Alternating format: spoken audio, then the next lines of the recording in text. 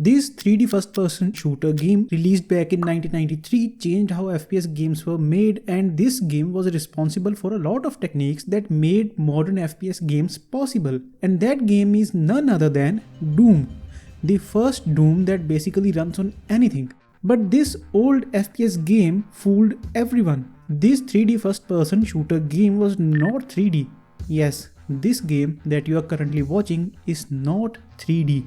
This game is 2D for the most part, and only some things are in 3D.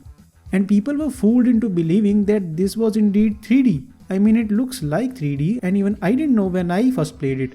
It worked so well. So how the hell it managed to look like 3D while being a 2D game? Human brain is extremely smart and extremely dumb at the same time. Our brain can figure out the most complex problems and at the same time can be fooled by the most simple tricks. Let me show you an example. This is a solid color plane in 2 dimensions. It's on X and Y axis. Here I draw a square in between this plane, and this square is again 2D, X and Y axis. Our brain knows that this is a 2D shape. But what if I add another square behind it, change its color to black and move it down a bit to make it look like a shadow? Now suddenly the square looks 3D. Our brain interprets that dark color square as a shadow of the original square. We manage to trick our brain into thinking that either this square is a bit higher from the ground, which is on the z-axis, or the square is in fact a cube. All this just by adding a different color square. Similar tricks were used to make Doom look 3D. Here in the game, these walls are rendered in 2D. But again, simple 2D shapes can be made to look like 3D if we change their dimensions and colors. Here is a simple 2D wall. What would I have to do to make a 3D looking room just by using these 2D walls? Well, I'll change the dimensions of these walls. In 3D space, things that are far seems to be small. Things that are close seem to be big. We are going to use this same fundamental to change the dimensions of these 2D walls. But it still does not look 3D. That's because the angle also shifts with distance in 3D. Let's make a few more adjustments and now give it a floor and a roof using the same tricks. But it still doesn't look right. Something is missing, and that's lighting and shadows. In 3D space, light hits differently. Basically, it scatters all over the place. Some things are extremely well lit while others are not so much, depending on the distance and angle of the source of light. So how do we do this in 2D? Well, we change the colors.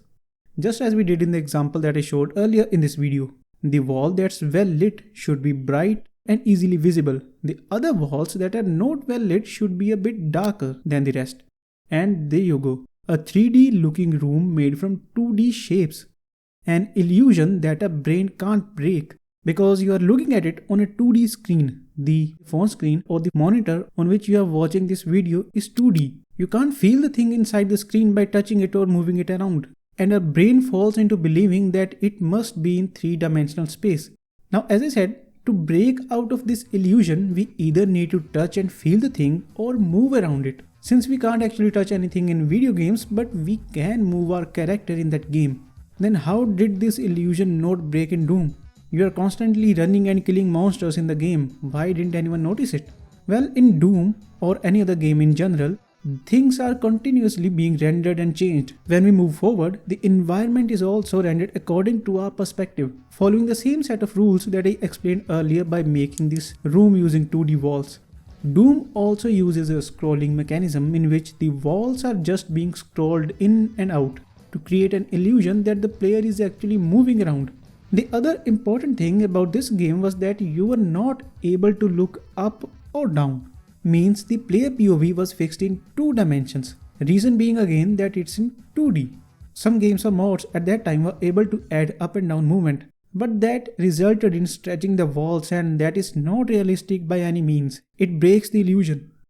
So if you're still watching this video and wondering why the developers of Doom did all this, why didn't they just make a 3D game in the first place? Well, the computers in 1980s and 90s were extremely weak. They were simply not able to run anything other than some 2D games. So the devs had to come up with some extremely clever techniques to run Doom on such computers. That's why Doom can run on basically anything that has a microchip and a screen. A phone, TV, watch, microwave, And Doom can even run inside of Doom. It's just crazy how well it was made. Now, as I mentioned that the devs of this game had to come up with some extremely clever techniques to run Doom on the weakest of devices, and a lot of those techniques are still being used in modern games. Not just FPS games, but all sort of games. One extremely important technique is explained in this video. It's used in all 3D games till date and breaks all the laws of reality.